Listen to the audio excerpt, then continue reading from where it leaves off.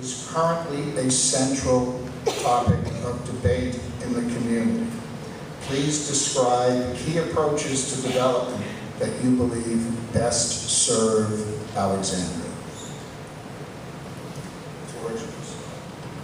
I believe that we must have thoughtful, appropriate development, as I said, that fits in, is to scale, and will protect our neighborhoods and our quality of life.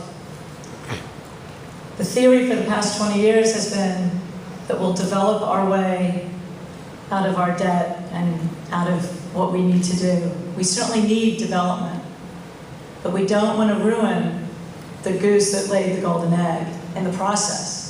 It has to be careful, it has to complement what exists. Our quality of life is why a lot of us moved here in the first place, or continue to live here. So whatever the development is, it needs to reflect the surroundings. The recent development regarding Robinson Terminal South, I agree that something needs to be developed there, but what was proposed there is very modern and extremely contemporary and made by a very famous architect, designed by a famous architect, Sharon Baranis. But I think it would have been much more appropriate in Landmark Mall, where we need a really great new look. But we have a look in Old Town, and it could have easily reflected that, whether it reflects something like the Morrison House or some of our other buildings there in Old Town. So in terms of development in Potomac Yard, I just want to mention that while I just want to finish this sentence, it could have had a large green lawn in the middle of it, about 15, 20 acres, and people would have paid more to face that lawn. Just like at UVA, it's a big deal to face the lawn. And I think that would have taken vision. And that's what we need. We need vision about development, not just development for development's sake. Thank you. We will now move to Bill Ewell. Again, I will pose the question. Alexandria's development strategy is currently a central topic of debate in the community.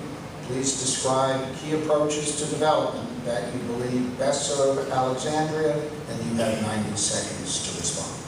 Well, thank you, and a very good question. And certainly, we, in terms of trying to diversify, finding ways to diversify revenue base, we need to have economic development, smart growth development, and development that's certainly that's transit oriented. But in terms of this processes that we undertake, first and foremost, we have a small area plan that applies throughout the various sectors of the city. We also have a very robust community engagement process, and when a developer comes in and wants to do something, we immediately encourage them to reach out to the neighborhoods and communities to bring them on board and have open dialogue with them. Then we have the public hearing process. And that public hearing process is governed and regulated through what we call, commonly referred to as the special use permit process, SUPs. And with that, that affords an opportunity not only for the community to continue to be engaged in that process, but to for us to be able to build in the type of leverages and controls to protect neighborhoods. And then it's a public hearing process, both with the Planning Commission, action by the Planning Commission, then next and last step is to the City Council with the public hearing, and then action. And so that is the development strategy process. That doesn't mean that it's perfect, but certainly is one that we have utilized for major development throughout the city, and development that has been smart and has provided us with not only the benefits for us, but the benefits to the community as well. Finally, Kerry Donnelly, I will pose the question once more. Alexandria's development strategy is currently a central topic of debate in the community. Please describe key approaches to development that you believe best serve Alexandria, and you have 90 seconds. I want to be a little bit more specific about what I think should occur. First off, the key to our economic development is not going to be in Old Town, quite frankly. The key to our development is going to be, or the key to our economic success is going to be smart growth development where it's supported by metro station, multimodal transportation, access to the Beltway, sufficient road network, but the infrastructure has to be in place first. So I wouldn't concentrate my efforts on Old Town, number one. Number two, we need to get Potomac Yard going. You know, the linchpin to the development, the smart growth development at Potomac Yard is going to be the metro station. It's 2.5 years behind schedule. That's a lot of missed opportunities, number one. Number two, I've already mentioned the Carlisle area where the Patent and Trademark Office is. I was the mayor when we brought the Patent and Trademark Office to Alexandria.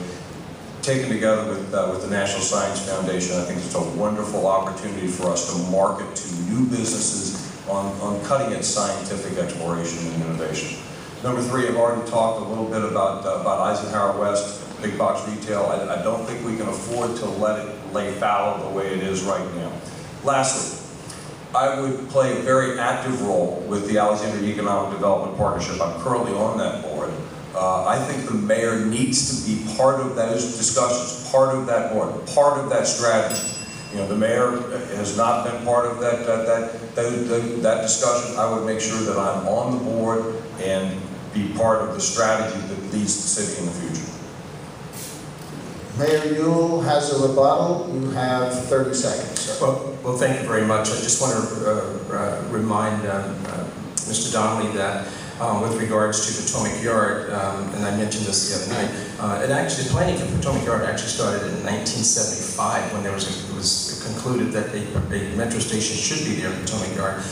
But the fact that we're working with two other federal agencies, the FTA and the National Park Service, and you have served on the Potomac Yard Transportation Implementation Work Group, you know how long it's taken us to get there, and it's not for lack of not wanting to for it to happen, but the mere fact that it takes time, and it's partnership, it's collaboration, and we'll be making that decision on May 20th.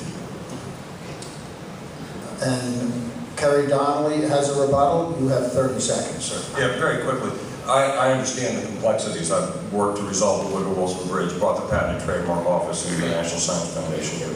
But Mr. Mayor, my point about being 2.5 years behind schedule is that those are missed opportunities. Case in point, Potomac Yard Properties could have potentially been bidders in the Transportation Safety Administration, the TSA procurement that's currently underway.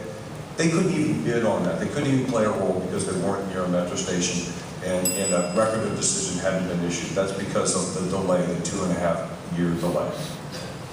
Mr. Burke. And Allison Silverberg has a rebuttal. 30 seconds. Thank you. With regard to development, there needs to be more openness and transparency. The BRAC decision, we're in the shadow of the BRAC building right here nearby, and that was done in executive session. No accountability, no vote. Over 20 years, it will cost us about $60 million because it's off the tax rolls. And second, with regard to NSF, with all due respect, Mr. Donnelly, that was this council that I know that you were working on some things with AEDP, but we were the ones at midnight, the 7 of us with 1 or 2 staffers trying to figure it out. Thank you. We're going to move right to the